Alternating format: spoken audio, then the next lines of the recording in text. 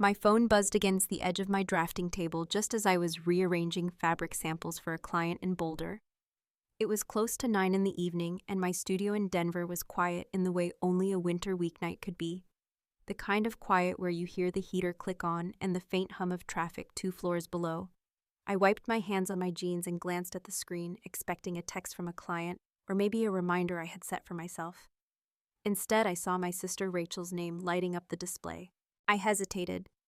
We were not fighting exactly, but we were not close either. Our calls usually lasted 2 minutes at most and followed the same predictable pattern.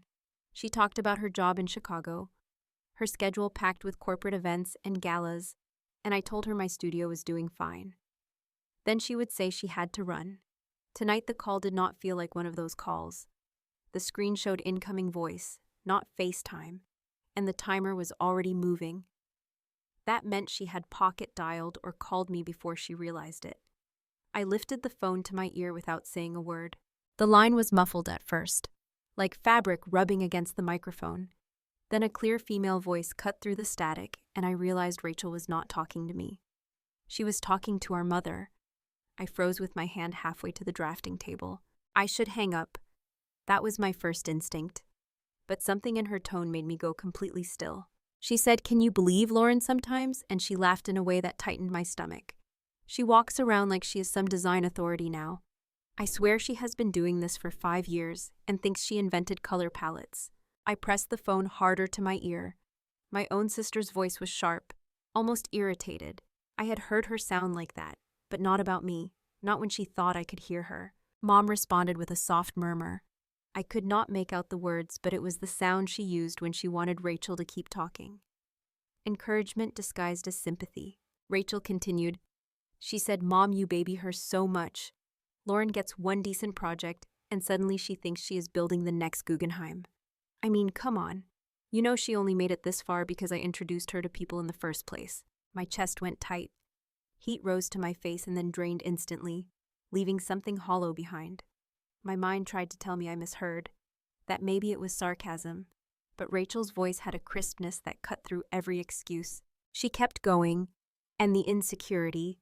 If her clients ever knew how uncertain she is, they would run.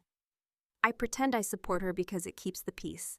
But honestly, it is exhausting to watch her pretend she belongs in this industry. I stood there in the dim light of my studio, while the world inside me cracked open in slow, silent pieces. I had heard people talk about moments when time slows down, like a dropped glass falling toward the floor. This felt like that. Except the sound of the shattering was happening inside my chest. Another rustle came through the speaker. Then Mom's voice. Clearer this time. She said, "Well, she has always needed more guidance. You have always been the strong one, Rachel. You know that." I shut my eyes. My throat tightened so hard I could barely swallow. The worst part was not the words. It was the ease, the comfort, the familiarity in their voices, as if this was a conversation they had had before, many times before. Then Rachel said something that made my hand tremble.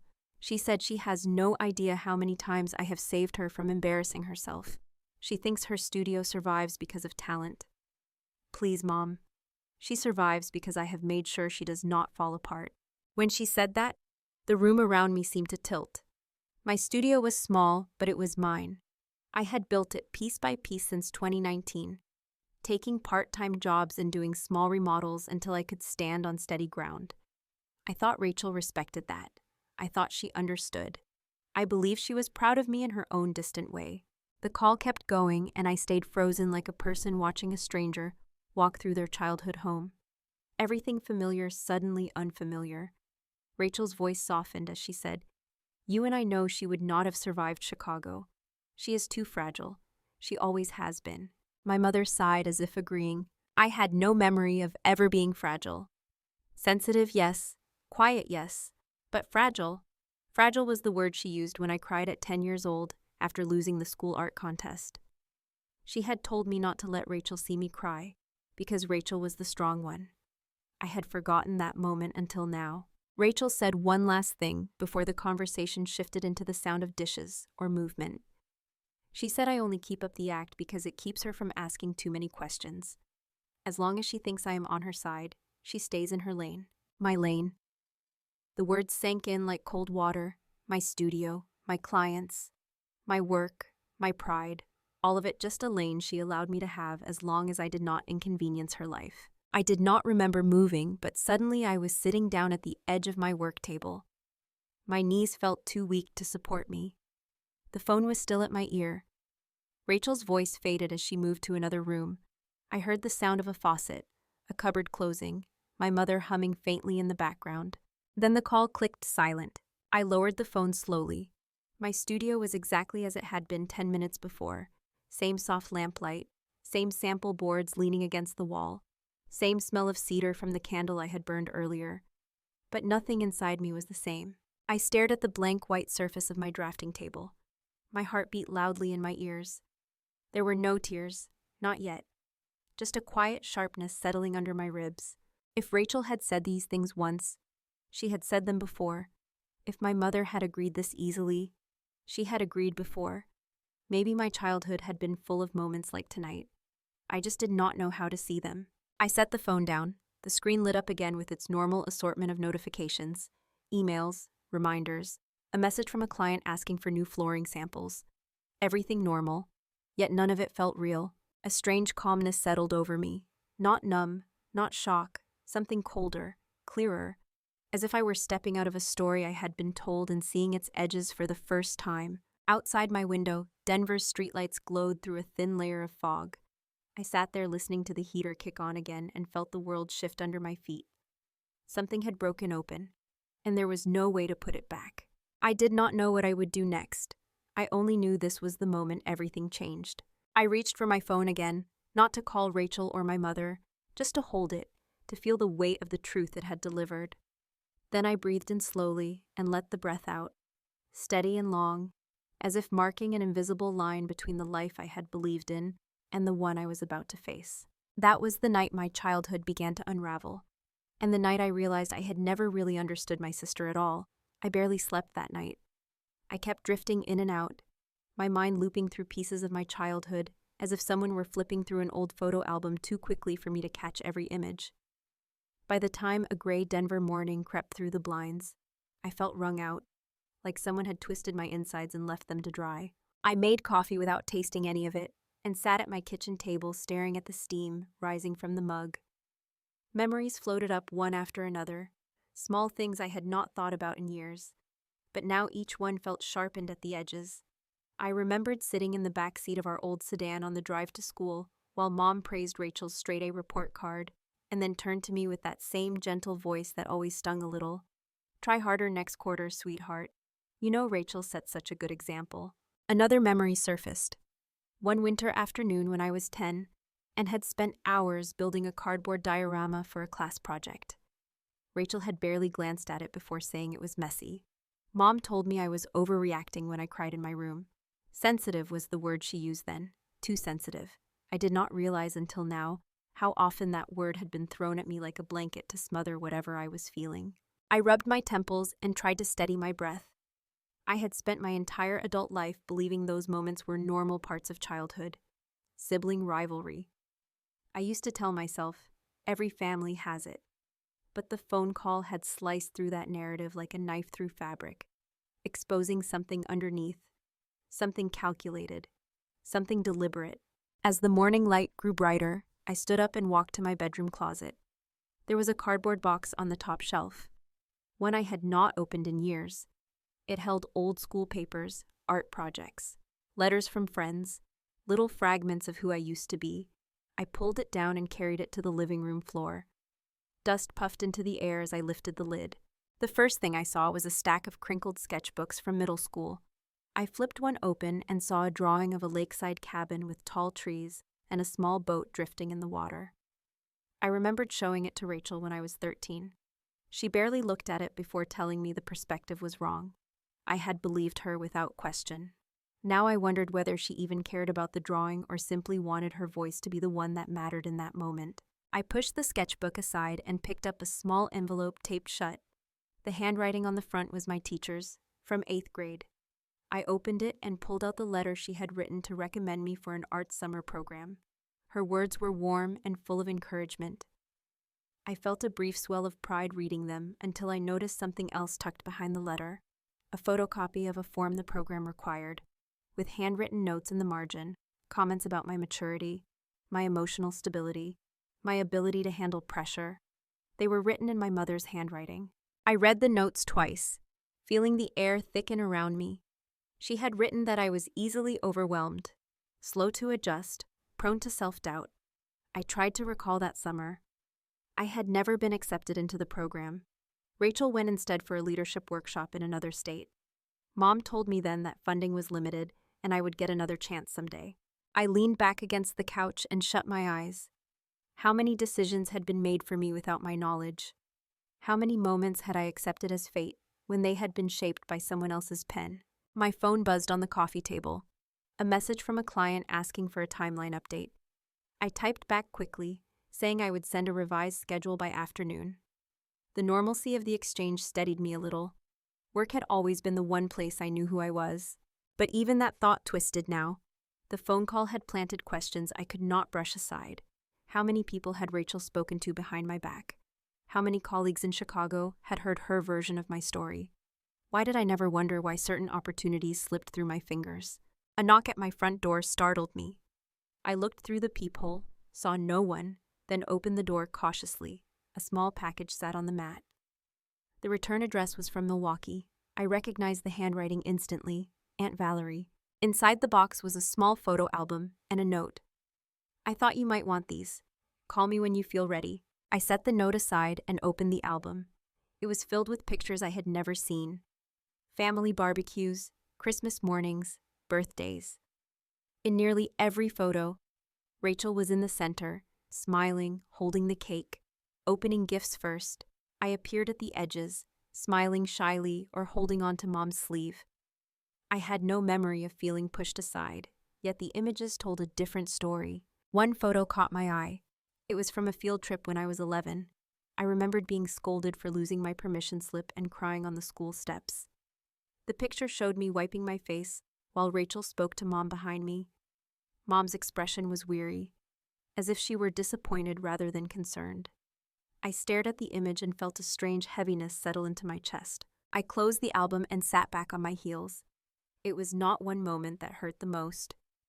It was the accumulation, the pattern. The realization that the version of my childhood I had been carrying was incomplete at best and rewritten at worst. The sunlight shifted across the floor as the morning moved toward afternoon. I stood up slowly and walked into my kitchen, poured another cup of coffee even though the first one was still sitting untouched. I needed something to do with my hands. I lifted the mug to my lips, forced myself to take a sip, and set it back down. A question formed in my mind then, quiet but persistent. If my understanding of my childhood was flawed, what else had I misunderstood? Which parts of my story were actually my own, and which parts had been assigned to me? Another memory surfaced, clearer than the others. When I was 16, I had designed a small mural sketch for a community project. The organizer called our house to tell me they wanted to use my work. I remembered being thrilled. I remembered telling Rachel and hearing her say she was happy for me. But that night, the organizer called again to say they had selected a different design. I assumed I had misunderstood. Now the memory returned with new context. Rachel had been on the phone that afternoon. She answered most calls in those days. Had she said something? Had she influenced that decision too? The thought stung like a fresh bruise. I sat down at my dining table, the pieces of my past scattered across its surface. The more I tried to make sense of them, the more they rearranged themselves into unfamiliar shapes. It felt like someone had taken the map of my life and redrawn the borders while I was asleep. My phone buzzed again, this time with a text from Aunt Valerie asking if I had received the package. I typed yes and hesitated before adding, "Can we talk soon?" She responded almost immediately, "Anytime, I am here." I set the phone aside. The room felt quiet in a way that was different from the night before. Not empty, waiting. I moved to the window and looked out at the street below. People were walking dogs, scraping ice from their windshields, heading to work, living lives that made sense to them. I wondered what it would feel like to trust my own memories again. A dull ache pressed behind my eyes and I tried to blink it away. I knew I could not untangle everything in a single morning. I needed to talk to Valerie. I needed to understand what she knew and how long she had known it. I needed to look at my past without Rachel's voice in my ear. I picked up my phone once more, opened a new message, and started typing a time to meet. I stared at the words for a long moment before hitting send. I felt a strange mix of dread and relief settle into my stomach. Whatever came next, I knew I could not go back to pretending everything was fine. I grabbed my coat from the back of a chair and headed toward the door, my keys in hand, the cold Denver air waiting outside. I did not know what answers I would find with Valerie, but I knew this was the first step in uncovering the truth I had been shielded from for most of my life. The cold air hit my face as I stepped outside, waking me up in a way the coffee never managed to. I locked the door behind me and walked toward my car with the uneasy feeling that the ground under my feet was shifting. The message to Valerie had felt like opening a door I had kept shut for years. Now there was no going back. I drove across town with the heater humming and my thoughts louder than the traffic. Denver looked calm in the late morning light. Bare trees, quiet streets, people carrying grocery bags. Life happening as if nothing in the world had changed. But something in me had cracked open and everything looked slightly off, as if the brightness had dimmed. Valerie's shop sat on the corner of a quiet street lined with older brick buildings. A faded sign read, "Willow and Vine Antiques." I pushed the door open and the small bell overhead chimed softly. The scent of old books, cedar polish, and something floral drifted toward me. The warmth inside felt comforting after the cold outside. Valerie looked up from a display she was arranging. Her silver hair was pinned loosely, and her reading glasses sat at the tip of her nose. When she saw me, her expression softened into something gentle and knowing. She walked over and placed a hand on my arm in a way that made me feel 10 years old again. I said thanks for meeting with me. My voice sounded rough, as if I had been speaking through dust. She nodded and ushered me toward a small table near the back of the shop, where 2 chairs were set up. She sat down slowly and studied my face for a moment before saying, "You saw the photos. You heard something. What happened?" I took a breath that did not reach the bottom of my lungs. I told her about the call, the entire thing, Rachel's voice leaking through the phone, the things she said, the things Mom agreed with, the calm in their voices as they dissected my life like it was some minor inconvenience to them. I talked until the words started breaking apart. When I finished, Valerie leaned back in her chair and let out a quiet sigh. Her expression shifted into something almost sorrowful. I knew this moment would catch up with you someday. That sentence sent a chill through me. What do you mean? What do you know? My voice came out tighter than I intended. She folded her hands and stared at them for a long moment. Then she looked up. Lauren, families like ours do not fall apart all at once. They crack slowly over time until the break becomes visible. You were too young to see the cracks. I felt the edge of fear press against my ribs. I asked her to explain. She began speaking in that steady tone I remembered from childhood. She said that when Rachel and I were younger, Mom relied heavily on Rachel to be the responsible one. She put pressure on her in ways that were invisible to me. Rachel became the golden child, the achiever, the one Mom pointed to when talking to other parents. I, on the other hand, was described as tender, sensitive, creative, but also unpredictable. Valerie paused a moment. And sometimes, your mother used that to justify keeping you close, too close, in ways that kept you from growing. I felt my cheeks warm. Hearing someone else describe my life so plainly felt like standing under a harsh light. I asked if she meant that Mom did not believe in me. Valerie shook her head. It was not lack of belief, more like fear disguised as protection, and Rachel absorbed all of that dynamic. She carried the weight of being the star, and then resented any moment that threatened it. My jaw tightened, so she pushed me down to stay up. Valerie hesitated before speaking. I am not excusing her, she said, but I saw her envy grow year after year. It was small at first, like when you were chosen for that art contest at 11. She made a joke that did not feel like a joke, because she wanted the attention. She always wanted the attention. A memory flickered at the edge of my mind. Something about that contest, something faint. I asked her if she remembered what happened that day. She nodded slowly. You did not lose because of your work.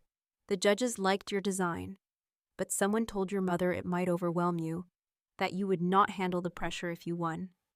The committee withdrew your placement out of concern for your well-being. My mouth went dry. I felt the room tilt again. Did Rachel say something? The pause that followed was answer enough. I pressed my fingers against my temples. It was like I had been looking at my life through a frosted window and someone suddenly wiped it clear. Everything sharpened, hurt more, made sense in ways I wished it would not. Why would she do that? I heard the tremble in my own voice. Valerie spoke softly. Because Rachel could not risk you stepping ahead of her. She had spent her childhood being praised, being held up as the example. If you succeeded where she struggled, it frightened her. She wanted to stay in control. And control without kindness becomes something cruel. My eyes burned. I stared down at the wooden table between us. A small crack ran through the grain, splitting slightly near the edge. I traced it with my finger, thinking of all the cracks in my own memories. I asked Valerie if my mother knew everything Rachel had done. She sighed. Your mother saw pieces, denied others. She never wanted to believe her daughters would hurt each other. She also relied on Rachel in ways she never acknowledged. The truth was easier to look away from than to face. A quiet anger began to build under my skin, not loud or explosive, but slow and steady like rising heat. I asked her if she had ever confronted Mom or Rachel. Valerie shook her head. It was not my place then. You were children. Your mother would not have listened and Rachel would have said I misunderstood. I did try once. I told your mother that Rachel was too hard on you, that you needed more support. She brushed it off and said you were learning to toughen up. Those words stung more than I wanted to admit.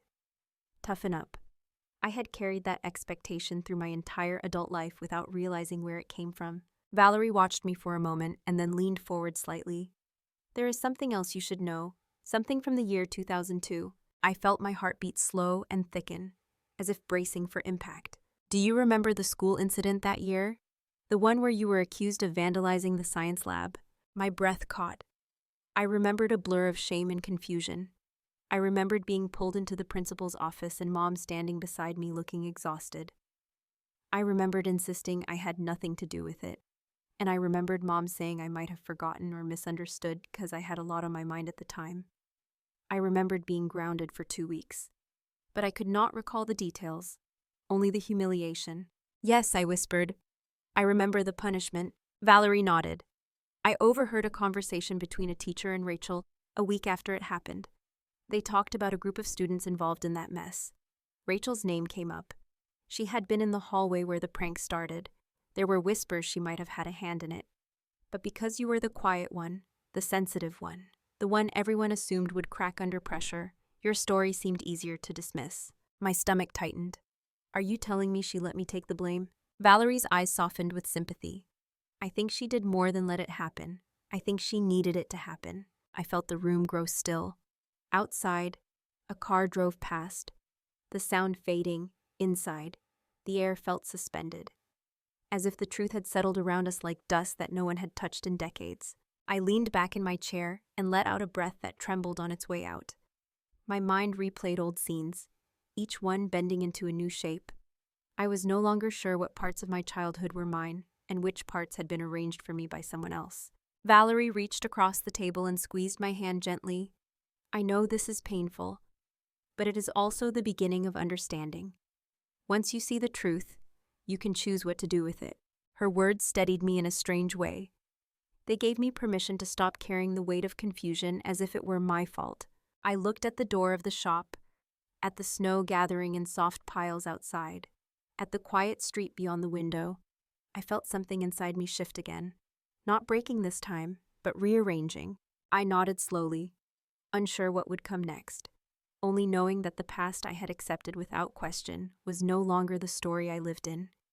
I sat there for another moment in the quiet of Valerie's shop, letting her words settle into the spaces inside me that I had never examined before.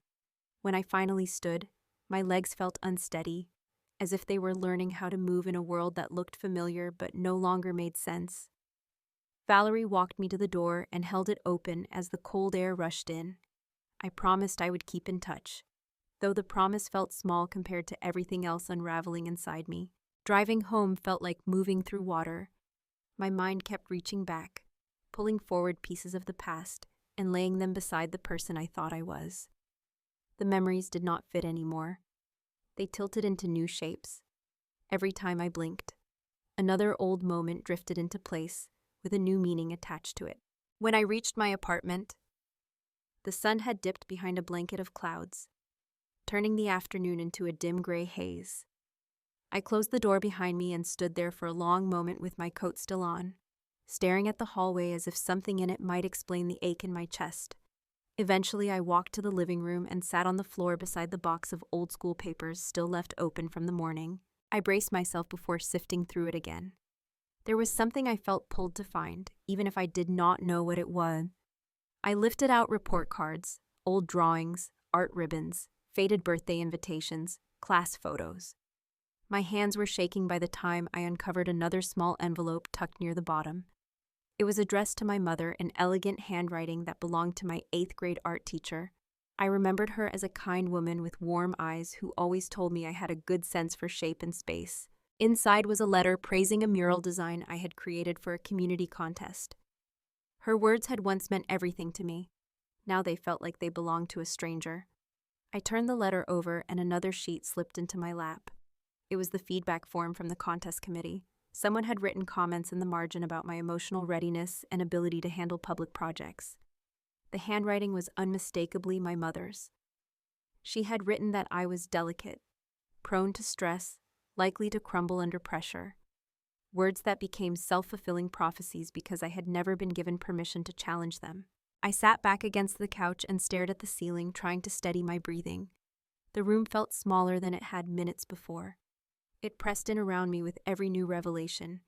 If she believed those things, why had she never said them to me directly? Why carve those labels into my opportunities instead of guiding me through them? I pulled another folder from the box and found printouts from high school. One page caught my eye. A written summary of the science lab incident Valerie had reminded me of. There was a list of suspected students. My name sat at the top. 3 names below it were crossed out with a note stating that the students had been cleared. Rachel's name was not on the list at all, not even as a possibility. Someone had removed it entirely. I set the paper on the table and pressed my palms to my eyes. A small, trembling sensation settled in my shoulders, like the beginning of a storm. My phone buzzed on the table. I glanced at the screen without picking it up. A work notification. A sale confirmation for a furniture supplier. Something normal, something grounding. I reached for the phone, hoping the familiarity of work might calm me. But another message appeared before I touched it. It was a text from an unfamiliar number. Harper from Horizon Living here. Would love to connect if you have availability this week. Heard strong things about your recent projects. My breath caught. I stared at the message for a long moment. It took me a few seconds to place the name. I vaguely remembered a Horizon Living rep making inquiries last year, but nothing ever came of it. At the time, I assumed the opportunity had fizzled out. Now I wondered whether someone had intervened. I typed back that I was available and put the phone down carefully. Valerie's voice echoed in my head. Families like ours crack slowly. The rest of the world sees the pieces long before we do. I wondered how many people had seen cracks in my life that I had never noticed. How many doors Rachel had quietly pushed shut without my knowing. I stood up to clear my head and walked to the kitchen. I filled a glass with water, took a few slow sips, and let the coolness steady the heat rising in my face. Then I walked back to the living room and retrieved the box once more. I felt a pull toward the last item inside, a folder I had not yet opened. My name was written on the cover in blue ink, in my mother's handwriting. Inside were notes from teachers over the years, some positive, some tender, some too gentle, as if each one had been interpreted through a filter that softened my edges until I lost shape. But near the back was something that made my breath catch. A letter from a high school counselor addressed to my mother. The counselor had recommended I apply to a design academy in Portland, a program for students with strong creative potential. It said I had been shortlisted and that with family support I could attend. I had no memory of this. I never knew I was even considered. There was a short handwritten note at the bottom. Mom had written that the cost would be too high for someone who already struggled with independence. She wrote that it was best to let the idea go, and that was the end of it. A crossroads in my life decided with 7 sentences written by someone who never asked what I wanted. I closed the folder slowly and rested it on my lap. The silence around me felt heavy, not empty, but thick with all the years I had lived inside a version of myself shaped by expectations I never agreed to. As I sat there, my mind drifted back to the mural contest. I remembered the quiet excitement I felt that week, the hours I spent sketching the design, the quick way Rachel glanced at it before calling it childish. I remembered how quickly I had folded under her opinion. Now, with the weight of these new documents, I realized I had never stood a chance. My confidence had not been lost. It had been lifted from me one small moment at a time. A soft knocking jolted me from my thoughts. I stood and walked to the door. A package had been left on the mat. I recognized the label and felt a jolt of surprise. It was from a design supply company in Austin. I had ordered swatch samples months ago and assumed they had been lost or canceled. My heart began to thud slowly as an uneasy thought surfaced. Rachel had been in contact with several suppliers on my behalf. She always insisted on helping with the business side since she had more experience in professional events. I had let her, believing she was supporting me. Now I wondered how many emails she had intercepted, how many samples she had redirected or canceled, how many opportunities had died quietly because she had decided I was not ready for them. I carried the box to the table and opened it. The samples were beautiful, modern textures, warm tones, high quality. They could have elevated 3 of my projects last year. I wondered how different my client presentations might have looked if I had received these when I was supposed to. The realization stung. As I ran my fingers across one of the samples, a text notification appeared again, this time from Valerie, checking in, here if you need anything. I exhaled slowly and typed back that I was all right, though I did not believe my own words. Still, seeing the message settled the uneasy swell in my chest. I looked around the room, papers scattered, memories overturned. Childhood reframed.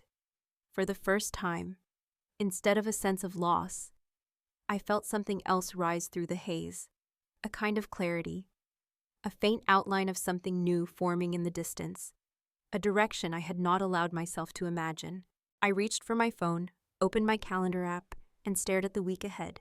The meeting with Harper could be a fluke, or it could be the start of something I was finally ready to claim as mine. The room felt different now, as if the cold truth I had uncovered had pushed me forward instead of sinking me down. I set the phone aside and stood by the window, watching the afternoon light shift across the buildings. I was not sure what came next, but I knew I was done living in the dark corners of a story someone else had assigned me. I stayed by the window a little longer, letting the soft light fade across the rooftops as evening crept in. Eventually, I pushed myself away from the glass and reached for my jacket. I needed to get out of the apartment, breathe different air, put distance between myself and the scattered papers that had reshaped my entire past. Harper had responded to my message while I was gathering myself. She suggested we meet at a small cafe in downtown Denver that she liked whenever she was in the city. Her tone was warm but professional, careful in a way that made me sense she already knew more about my work than she had said. I drove toward the meeting with a quiet determination settling inside me. Not confidence exactly, but something steadier than fear. A sense that the ground was shifting, but maybe not entirely in a bad way. The cafe sat on a quiet corner, tucked between a florist shop and an old bookstore. Inside Palazzo, warm light bounced off brass fixtures and wooden tables.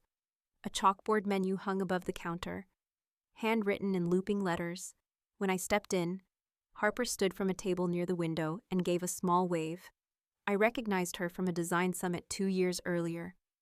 She had a presence to her, a calm attentiveness that made you feel seen without being scrutinized. She reached out a hand as I approached. "Lauren, thank you for meeting on short notice." Her voice was low and pleasant. I sat across from her, wrapped both hands around the warm mug the barista had just set down. "Of course, I am glad you reached out." She studied me for a moment, not unkindly. "I have been hearing your name a lot lately, not from Rachel, from people in the industry who have seen your work up close." That caught me off guard. My heart nudged upward. I asked how that happened. Harper said she had visited a boutique hotel in Boulder last fall and admired the renovation work. She later learned I was the designer but could not locate much public information or press. Then she mentioned that when she tried to invite me to a panel last year, she never received a reply from my business address. A small pulse of heat grew in my chest. My inbox had been strangely light during that time. I had assumed the industry simply did not know who I was yet. I asked her if she remembered when she sent the invitation. She nodded. "Last spring?" I I reached out more than once. I stared down at my mug. My business email had been connected through an account Rachel set up for me in 2019.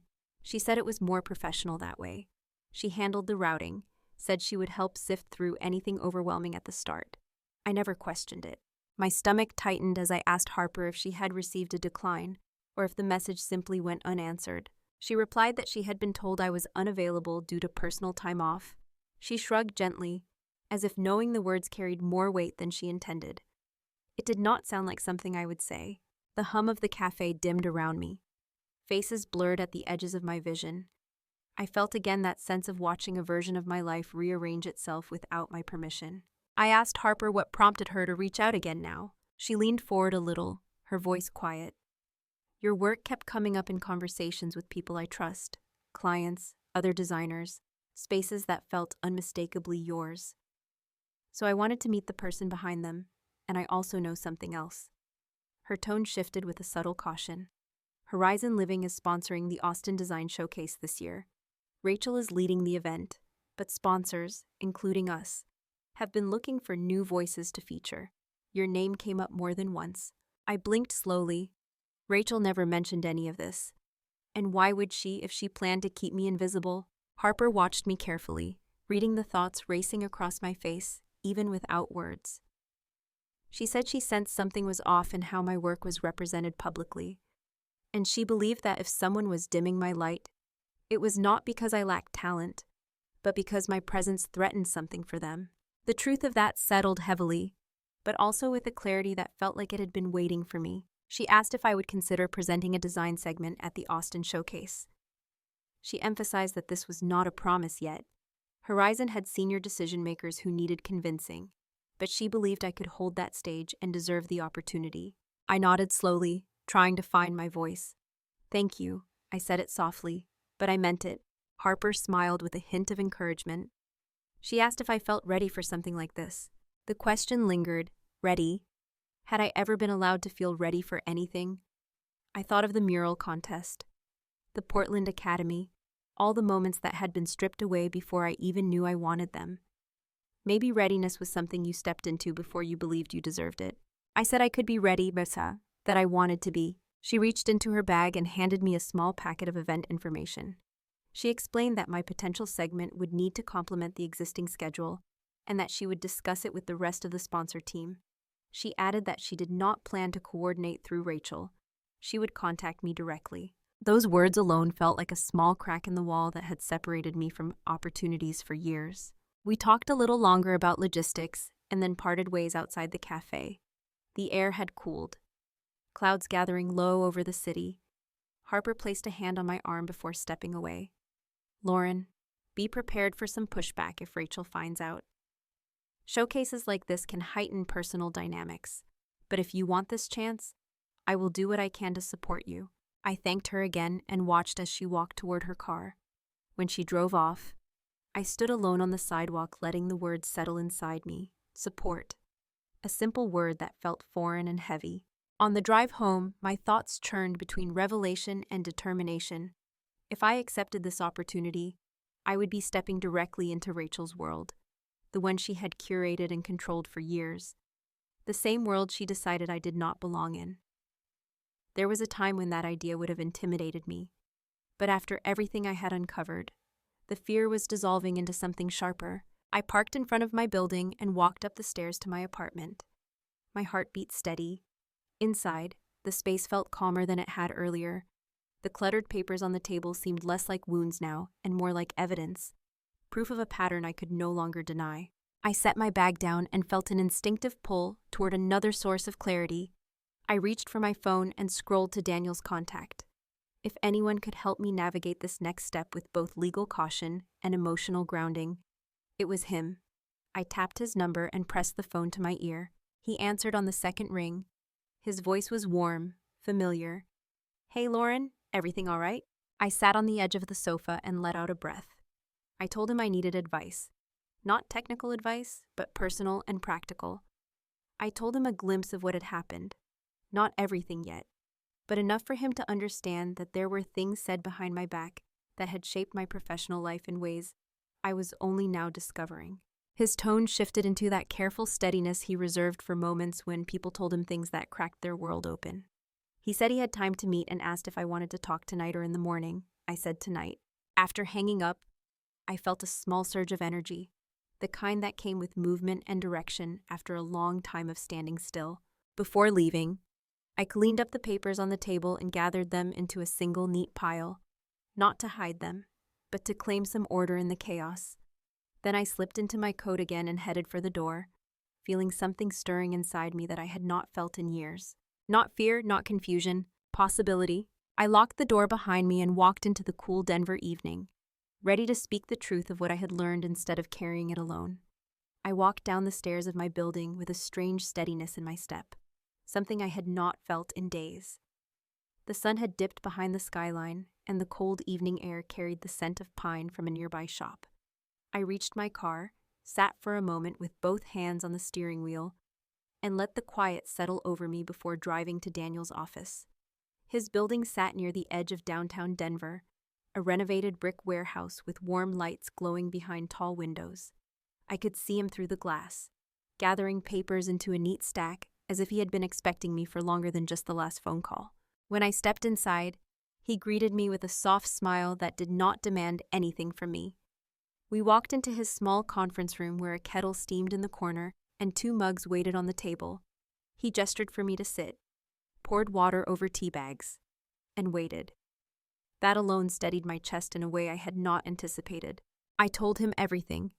I started with the call, the words I had heard, the way they cut into old memories like scalpels, the documents I had found in the box. I talked about Valerie and the things she confirmed. I told him about Harper and the invitation she hinted at, and how many opportunities may have gone missing before I ever saw them. Daniel listened without interrupting, his hands folded in front of him, his eyes focused but gentle. When I finally stopped talking, my throat felt dry and my hands were trembling slightly against the mug. He said quietly, "Lauren, what you experienced is emotional sabotage. It is more common than people admit, and the legal side of it is complicated. But the phone call, the one you overheard, tell me exactly how it began." I told him that the call had simply opened on its own, that Rachel had pocket-dialed me, and I did not say a word. I could hear her clearly. She spoke freely, and she never knew the call connected. Daniel nodded slowly. In Colorado and Illinois, one-party consent laws apply in many situations. You received the call. You did not initiate a recording. You did not trick anyone into revealing information. You listened to something that reached you unintentionally. There is no law against hearing the truth. His words sank in slowly, grounding me. He took a sip of his tea, thinking through the next piece before speaking again. The bigger question for you is how you want to use what you learned. Legally, you cannot publish it. And ethically, you have to know it will reshape your relationship with your mother and sister forever. But it is valid information. It is not forbidden for you to protect yourself with it. I looked down at my hands. Protecting myself. The phrase felt heavy. I asked him what protecting myself could look like without escalating things into something I could not control. He leaned back slightly. Start by building your own boundaries. But when it comes to the industry, you may need to anticipate resistance. If what Harper says is true, Rachel has already taken steps to influence your reputation. You should be aware of what you are walking into. I asked him what he meant. He paused, considering his words, then said he had recently spoken with a mutual acquaintance of ours, a developer named Kevin Brooks. The name hit me like a sharp tap to the ribs. Kevin had been a potential client of mine 2 years earlier, a project that evaporated without explanation. Daniel continued carefully. Kevin mentioned you during a meeting last month. He said he still remembered your proposal for a housing remodel and regretted that things fell through. He also mentioned something else. I waited. My heart tightened. Daniel said that at the time of the proposal, Kevin received a call from someone representing themselves as a strategic liaison on your behalf. That person suggested you were not prepared to handle a project of that size, that you tended to take on more than you could deliver. The phrasing matched comments in your mother's handwriting almost exactly. I felt my pulse throb in my ears. Was it Rachel? My voice barely held steady. Daniel nodded once. Kevin did not name her directly, but he said the person worked in Chicago, and that she knew you personally. It was as if the room grew narrower. air harder to pull in. That project had meant something to me. I had worked nights to complete the concept draft. I had believed the silence afterward was simply a decision made elsewhere. Instead, it had been shaped by the same pattern that had followed me since childhood. Daniel let the silence sit. Then he said, "I do not think Rachel understands the severity of what she is doing. I am not saying this to excuse her, but she has likely convinced herself that she is helping you or managing your reputation. People who grow up in controlling roles often believe their interference is support." I shook my head slowly. Support is not supposed to feel like erasure. He nodded. "Which is why you need to look at this moment not just as a confrontation, but as a crossroads. You now know your past differently. You can choose your future with more clarity than ever." I sat back in my chair, feeling every word settle in my bones. I asked him what he thought about the Austin Showcase opportunity, whether stepping into Rachel's event was wise or reckless. Daniel clasped his hands. "I think it depends on your motive. If you are trying to hurt her, it will spiral. If you're trying to reclaim your place in your field, that is different, and you have every right to do that." I let that sink in. The idea of reclaiming something rather than destroying anything felt truer to the steady sense forming inside me. He offered to help if I needed contracts reviewed or worried about retaliation, but he also advised caution. He told me that once I stepped into her sphere, everything between us would come to the surface whether I invited it or not. When I left his office, the sky had darkened completely. The city lights shimmered across the pavement, making everything look softer and lonelier at the same time. I pulled my coat tighter and walked to my car with slow steps, the cold air biting at my cheeks. As I drove, I thought about Kevin's project, the Portland opportunity, the mural contest, the unopened emails, the moments that had slipped away without warning. I felt grief for the girl I had been, the one who kept trying to understand why she was never chosen without realizing that choice had been taken away from her. But beneath the grief was something else, something growing. Perhaps it was anger, or maybe something steadier than that, like resolve forged by truth. By the time I reached my apartment, the ache had settled but no longer controlled me. I unlocked the door, stepped inside, and inhaled the familiar scent of cedar and paper. My eyes drifted to the pile of documents on my table. They no longer felt like pieces of a shattered past. They felt like evidence of a story I did not have to keep living. I walked to the window and looked out at the quiet street below, the glow of porch lights flickering in the cold. I knew the days ahead would pull me into places I had avoided for years. But for the first time, I felt the ground beneath me hold steady. I turned away from the window, set my keys on the table, and let the stillness of the room wrap around me as I prepared for what would come next. I moved through the next several days with a quiet focus that felt almost foreign to me. Not the anxious kind that pushed me to over-prepare or overthink, but a steadier rhythm, like something inside me had clicked into place at last. Harper reached out again with confirmation that the sponsors had approved my participation. She gave me the exact time slot, the theme they wanted me to highlight, and a list of expected attendees. It was all real now, not a suggestion or a possibility, a place on a stage I had never been allowed near before. As I packed for Austin, I felt a strange mix of excitement and an ache deep in my ribs that came from knowing exactly who had tried to keep this moment from me. I folded my presentation notes, slid sketches into protective sleeves, and tucked samples into the pockets of my suitcase. I moved with intention, aware that every piece I packed represented something I had chosen for myself, something I had earned. The morning of my flight was crisp and bright.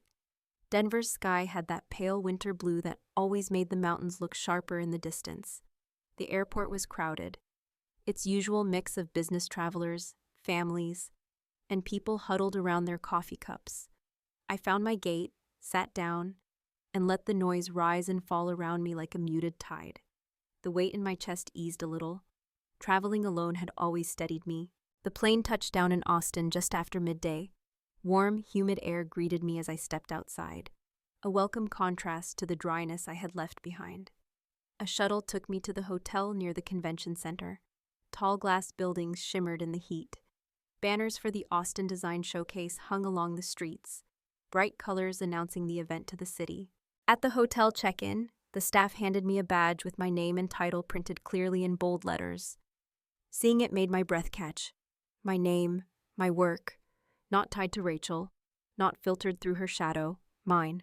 When I stepped into the lobby lounge, I noticed small clusters of designers and sponsors talking over drinks and laptops. Faces I recognized from magazines or past conferences looked familiar, and yet unreal at the same time. I felt a quick pulse of nerves but steadied myself. This was where I belonged. I had always belonged. I had just never been allowed to see it. As I walked toward the elevators, I heard my name called softly. Harper stood near a tall plant, waving me over with a warm smile. She looked relaxed but observant, the way people do when they are watching multiple things unfold at once. She asked about my flight, then lowered her voice slightly. Just so you know, Rachel arrived an hour ago. She has seen the updated program. I felt the air shift. A slow tightening in my stomach reminded me that stepping into this world meant stepping directly into her line of sight. Harper watched my face carefully. I think she was surprised, and maybe confused, but she did not say anything to me yet. I nodded. I half expected this moment to fill me with dread. Instead, I felt something steadier settle inside me. Rachel would react however she wanted to. I could not control that, but I could control myself, and that had to be enough. Harper squeezed my arm lightly before stepping away to greet another sponsor. I moved toward the elevators, and the doors slid open. As I stepped inside, I saw a reflection of someone entering behind me. The scent of expensive perfume hit me before I fully turned. Rachel! She looked immaculate, as always. Tailored black jumpsuit, perfectly styled hair, phone in hand. Her expression was unreadable for a moment. Then it hardened. So, you are here? Her tone was neither surprised nor welcoming. It landed somewhere between irritation and disbelief. I kept my voice calm. I was invited. She tilted her head slightly, as if trying to understand something she had not planned for. By who? Horizon Living. They approved my segment. She blinked once, twice. A slight tightening formed around her mouth. I realized then that she truly had not seen this coming. I continued lightly. They contacted me directly. The elevator began rising, the hum filling the silence between us. Rachel stared at the doors as if she wished they would part and let her escape. Finally, she spoke. You should have told me. I am running this show. I need to manage the program and the flow. The anger simmering beneath her words was unmistakable. Old reflexes urged me to shrink, apologize, make myself smaller, but I stayed still. I said it simply. I was not given the opportunity to tell you. Things have changed. Her eyes snapped toward me. What is that supposed to mean? I met her gaze, for the first time in years. I did not look away. It means I am making decisions for my own career now. The elevator doors opened. She stepped out quickly, heels clicking sharply against the polished floor. The sound echoed down the hallway as she turned, her face a tight mask. Do not sabotage this event, Lauren. If you embarrass me in front of the sponsors, you will regret it. The words were quiet but razor sharp. I watched her walk toward her room, shoulders stiff, posture rigid. The old ache in my chest pulsed once, but it did not take root. I let the echo fade as I walked to my room and closed the door behind me. Inside, the quiet was almost soothing after the tension vibrating in the hallway. I unpacked slowly, laying out my materials, organizing my notes. The window overlooked the city, shimmering with late afternoon heat. People moved along the sidewalks below, oblivious to the storm building inside the convention center walls. In the evening, I attended the welcome mixer. Soft music played while servers weaved between clusters of guests with trays of drinks. Designers discussed trends, upcoming projects, and creative philosophies. Several people approached me after seeing my badge. They asked about my studio, my projects, my process. I felt myself come alive in those conversations, the way I always did when I talked about design. These people listened with genuine interest, not polite dismissal. Their eyes did not flick past me, searching for someone else, someone louder. I wondered briefly how many of them knew Rachel, how many had heard her talk about me in ways I never suspected. But no one brought up my sister. They spoke to me as if I were simply a designer whose work they respected, and that felt like a truth I had earned. Later in the evening, I stepped outside onto a small terrace overlooking the river. The warm Texas air brushed against my skin and the city lights shimmered on the water. I let myself breathe deeply. For the first time in a long time, I felt like I was standing in my own life rather than orbiting someone else's. I heard the door open behind me. Soft footsteps approached. I turned slightly, expecting perhaps Harper, but saw instead one of the sponsors, a man named Thomas Grant, someone well known in the industry. He had silver hair, kind eyes, and a reputation for supporting new voices in design. He smiled. "I saw your name on the program. I am looking forward to your segment. I have heard good things." His tone was sincere enough that my shoulders loosened. We talked for a few minutes about the hotel remodel I had done in Boulder. He said he remembered seeing photos online and wondered why I had not been featured at more events. There was no accusation in his tone, only curiosity. I told him that sometimes opportunities simply do not reach me. He nodded slightly, studying me in a way that made me think he understood far more than I had said out loud. When he walked away, I stood alone again, hands resting lightly on the terrace railing. The river below curved through the city with a slow, steady rhythm. I watched the lights move across the surface and felt the weight of the day settle in my chest. Tomorrow would bring whatever it brought. Rachel's reaction, the presentation, the silent eyes of people who had known her far longer than they had known me. But for the first time I felt something firm beneath all of it. A sense of standing in my own place. A sense that this event was not her world I had stepped into. It was a world that finally had space for me. The terrace felt like the only quiet place in the city, and I let myself stay there a while before finally going back inside and heading to my room. I rehearsed my presentation once more, not obsessively the way I used to, but slowly and with intention, making sure the flow felt natural. I had always designed spaces by imagining how people would move through them. Tonight I realized I could design my own story the same way, one step at a time, one choice at a time, one truth after another. Morning came quickly. I woke to soft light pushing through the curtains and the faint hum of traffic rising from the street below. For a moment I lay still, letting my mind settle on the reality of the day, the showcase, my segment, a room full of people who had never seen me stand in a place like this. And somewhere inside that room would be Rachel, watching, or trying not to watch. I showered, dressed, and pinned back a strand of hair that kept falling forward. My hands trembled once, but it passed. I stood in front of the mirror, took a steady breath, and whispered a quiet reminder to myself that I was here because my work had earned its way here. Nothing Rachel had done could erase that. When I reached the convention center, the lobby was already alive with voices and bright banners. Volunteers handed out programs as people moved toward the main hall. My badge caught the eye of a few attendees who gave me a polite nod. I felt the slight shift, the way people look at you differently when your name belongs to a presentation instead of a footnote. Backstage was a maze of curtains, soft lighting, and quiet voices. Staff moved carefully between cables and podiums. I followed the coordinator to a small corner near the stage, where presenters waited for their cues. A low hum of anticipation filled the air, and it settled into my skin. As I laid out my notes, my phone buzzed in my pocket. I reached for it, half expecting a message from Harper. Instead, it was a video sent by her with a short text. "Thought you should see this. No urgency, no explanation, just a sense that she trusted me to understand the importance of whatever she had sent." I tapped play. The video opened to a panel discussion from 2 years earlier. A blogger I recognized was speaking about emerging designers in the Midwest. He mentioned my name briefly before another voice, off camera, cut in, a woman laughing lightly, saying that my portfolio lacked direction and that I had trouble following through. The blogger nodded, suddenly dismissive. That was the end of any mention of me. Rachel's voice. I did not need to hear more. My chest tightened, yet something inside me felt strangely steady, not shocked this time, not wounded, just certain. This had been happening far longer than I realized. Her voice had traveled into rooms I never entered, but now I was entering one she could not control. I closed the video and slipped the phone into my bag. I was not going to use it today as a weapon.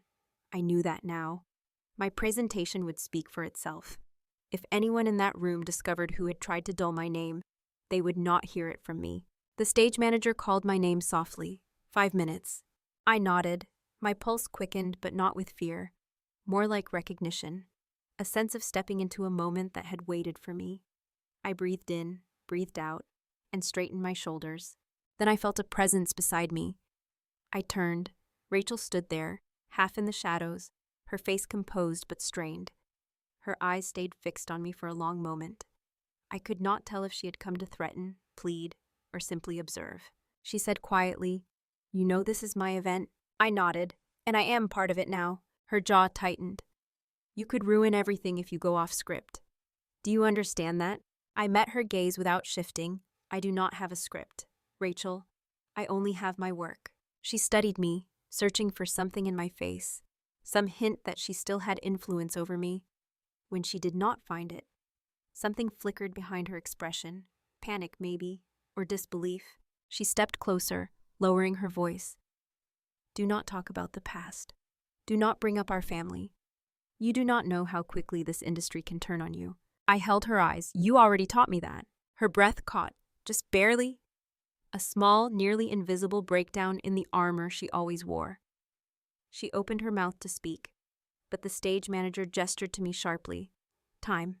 Rachel stepped back. For a moment she looked almost small, then she turned away, disappearing behind a curtain. I followed the stage manager to the podium as the host announced my name. The sound of applause rose from the audience, warm but curious. I stepped into the lights.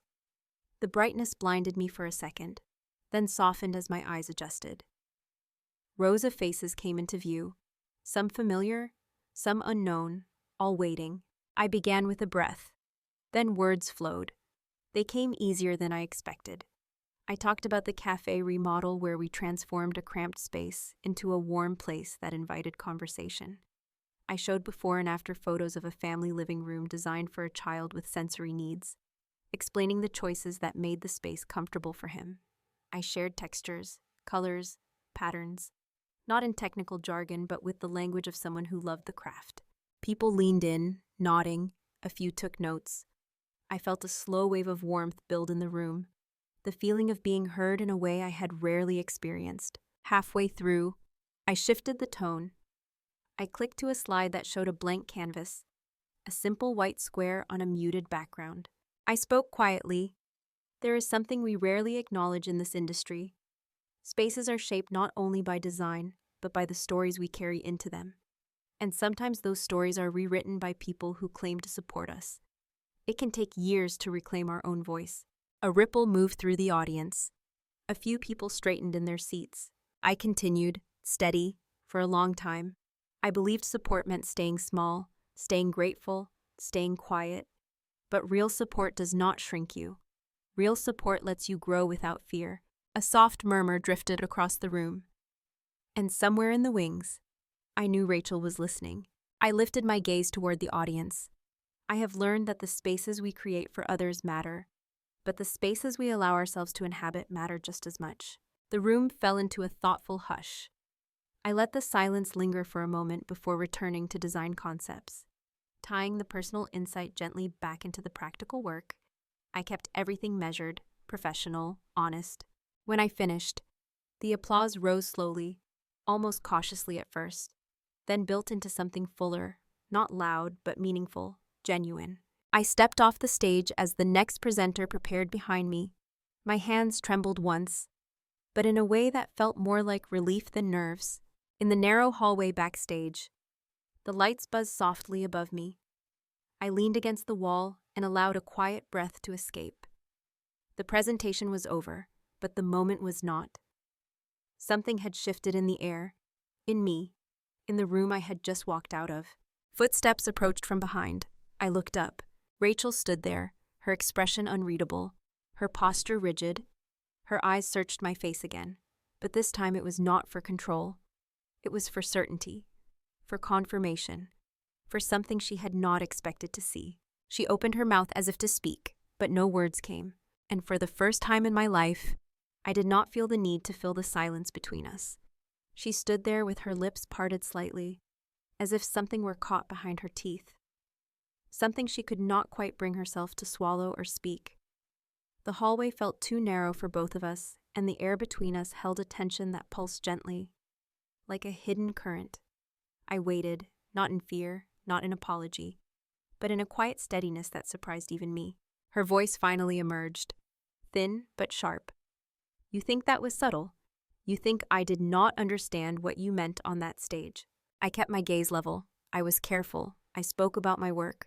She stepped closer, her heels clicking softly on the concrete, echoing down the empty backstage corridor. You stood up there acting like you built your career from scratch, as if your opportunities just appeared, as if no one helped you. I felt a small flicker of disbelief. Help, Rachel, or control? Her jaw clenched. You are ungrateful. You have always been ungrateful. I spent years protecting you from yourself. You have no idea how close you have come to ruining your own reputation. Something in me settled, a quiet, almost warm certainty. I looked at her and said, "You did not protect me. You erased me." Her face twitched, just slightly. You have no evidence of anything you are implying. I inhaled slowly. I know about the emails, the invitations I never saw, the project with Kevin Brooks, and I know about the things you said to Mom, the things you said about me to people in this industry. Her eyes widened. A brief flash of panic, quickly smoothed into something harder. Whoever told you that is trying to turn you against me. People always twist words. You have a history of misinterpreting things. That line, that familiar line, had been the cornerstone of our childhood. You are too sensitive. You misread everything. You do not remember it right? But today it did not land. It just drifted between us like dust. Before I could respond, the curtain behind us rustled. A few attendees began drifting backstage after the session. Curious faces turned toward us, noticing the tension in our posture. Rachel straightened, smoothing her jumpsuit, forcing a tight smile. One of the sponsors, a woman named Linda, approached with a warm expression, oblivious to the storm gathering in the hallway.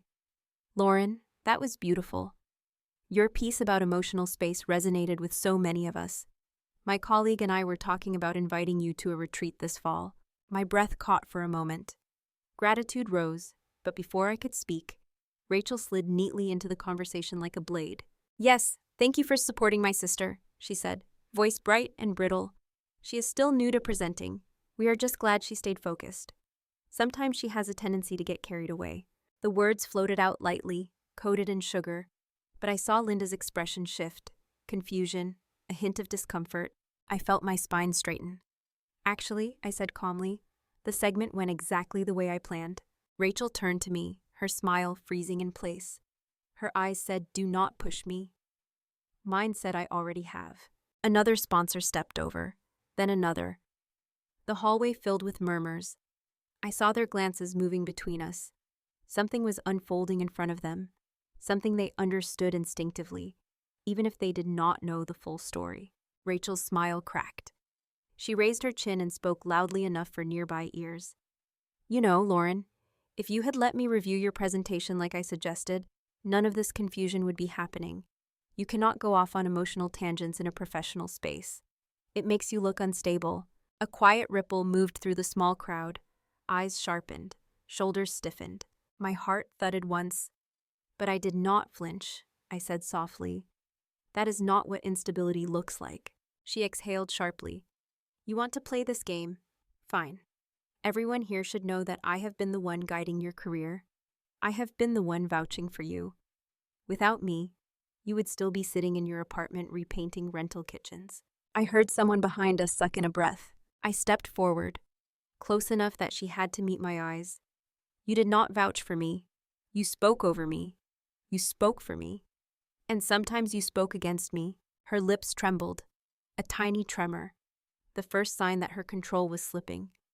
She opened her mouth, but no words came out at first. Then loudly, she snapped, "You are ridiculous. I protected you because Mom asked me to, because she was always terrified you would break if someone did not hold you in place.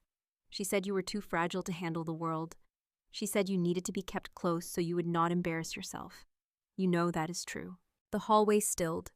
It felt as if the building itself held its breath. I stared at her. A soft ache burned low in my stomach, not from the words themselves, but from hearing them spoken aloud in a place where they no longer had power over me. I kept my voice low but firm. "That was not protection. That was rewriting who I was so you could stay where you were." Her face flushed. She looked around, realizing suddenly that people were watching, not with amusement but with understanding. The kind of understanding that comes from seeing a story play out that they themselves had lived in their own families. A man from the sponsor team stepped closer. His voice was polite but cool. "Rachel, this is not the place for personal criticisms. We respect both of you, but this conversation sounds inappropriate for a professional setting." Rachel blinked, startled. She was not used to being corrected in public. She tried to recover. "I am simply clarifying context. My sister tends to take things the wrong way, and I need people to understand she is very emotional. I have to manage that." Something inside me shifted again. A quiet strength rose to the surface. I shook my head once. "No, Rachel. You managed me to keep me small. You told people I was fragile until they believed it. You erased my work when it threatened yours. You let me take the blame for things I did not do, Fasu. You decided who I was supposed to be and expected me to accept it." Her mouth opened, but I continued, my voice steady. "I am not playing that role anymore." The silence that followed was different from before. It did not feel frightened or tense. It felt like a curtain had been pulled back, revealing something people recognized all too well. Rachel stood perfectly still. Her shoulders lifted, then dropped. Her eyes shone with something I had never seen in her. Not anger, not superiority, fear. A few seconds passed before she finally spoke, her voice cracking around the edges. "You have no idea how hard it was being compared to you when we were kids. You think Mom only pressured you? She pushed me twice as hard. Everything in our house depended on me being perfect.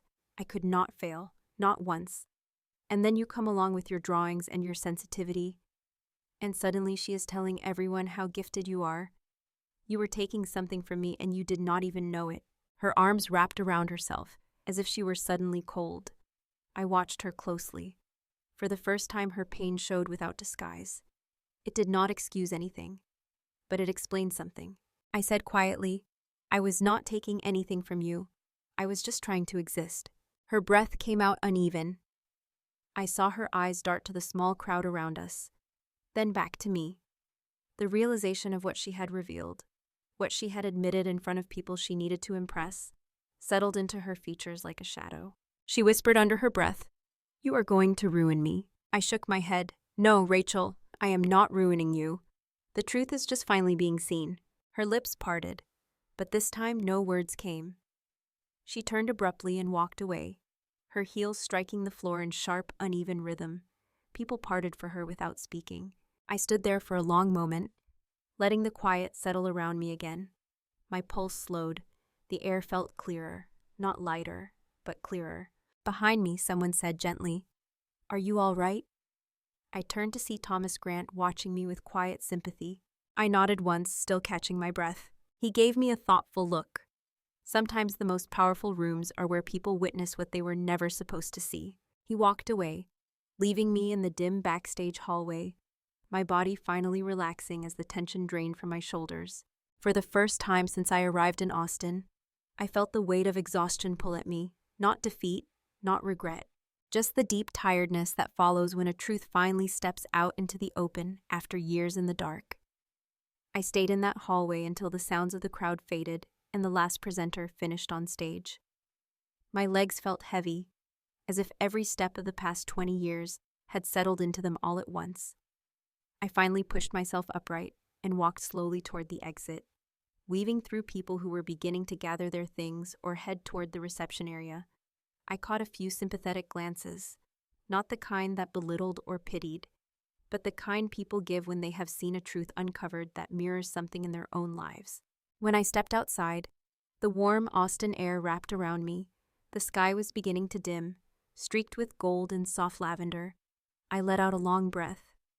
The confrontation with Rachel had cracked something open, but instead of breaking me, it had left me standing, more grounded than I had felt in years. My phone buzzed in my purse. I pulled it out and saw a message from Harper. "You did beautifully, huh? Also, people are talking, in a good way. Want to stop by for a quick chat?"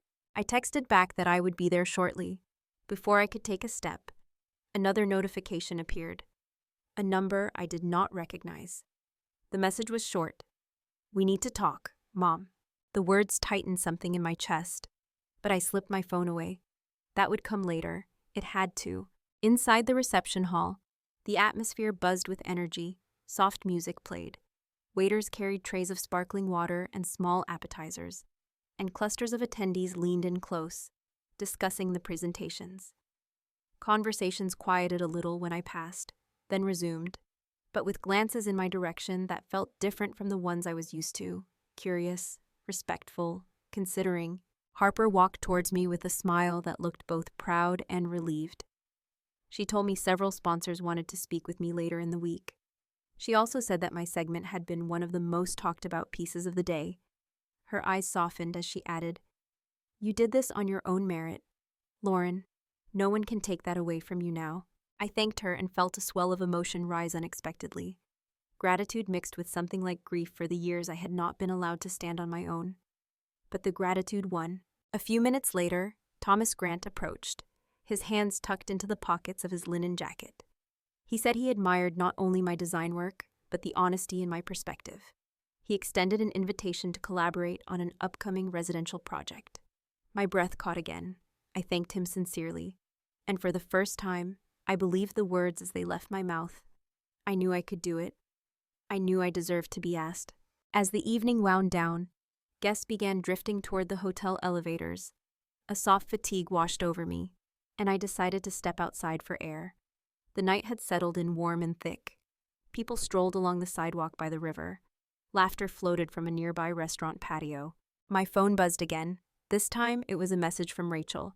"Meet me in the cafe across the street, now." The words were clipped. No apology, no softness. But I knew avoiding her would only stretch the tension further. I crossed the street and found the small cafe near the corner. The lights inside were dim, casting long shadows against the wooden floor. Rachel was seated at a table near the back, her posture too straight, too controlled, as if holding herself together required effort. I walked toward her and sat across from her. She did not look at me at first. Instead, she stared at the cup in front of her, untouched. When she finally lifted her eyes, I saw something I had never seen in them before, a rawness that had slipped past her armor. Her voice was quiet. "You humiliated me today." I felt the words but did not absorb the weight she wanted them to carry. I said, "You humiliated yourself." I told the truth about my work. That is all I did. A muscle in her jaw tightened. She looked away for a long moment before speaking again. "Do you know I lost the Fairfax account last month? The biggest one I have had in 2 years. They said they were concerned about my leadership style. Someone said I can be too controlling." She let out a bitter exhale. Maybe they were right. I did not say anything. She continued, her voice cracking slightly.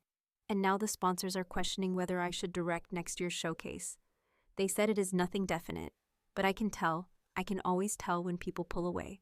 Her eyes glistened. She blinked quickly. She hated vulnerability. She always had. I said softly, "Rachel, I do not want to destroy you. You are my sister. But I will not shrink anymore just to keep you comfortable." She looked at me with something close to disbelief. Or maybe sorrow. "You think I wanted this. You think I planned for any of this to happen. I was trying to hold everything together. Mom always depended on me. Dad too before he passed. Everyone expected me to lead, to be perfect, to manage the family, the image, everything. And you were the wild card. You were the one who cried, the one who struggled, the one who needed handling. At least that is what they told me." She pressed the heel of her hand against her forehead. "I thought if I kept you small, if I limited you, maybe it would protect you from making mistakes that would reflect badly on all of us. And maybe it would protect me from watching you get something I never had." Her honesty hit me harder than her cruelty ever had. I felt a strange mixture of compassion and exhaustion. I let the silence stretch between us before I finally said, "You hurt me, for years. Whether you meant to or not, you hurt me." She nodded slowly, her throat tightening. "I know, and I am sorry." The words came out soft and unsteady, but whether she meant them fully or not, they were real enough to shift the air between us. We talked a little more, not reconciliation, not forgiveness, but recognition. Acknowledgement of harm, acknowledgement of pain, acknowledgement of the different stories we had lived inside the same family.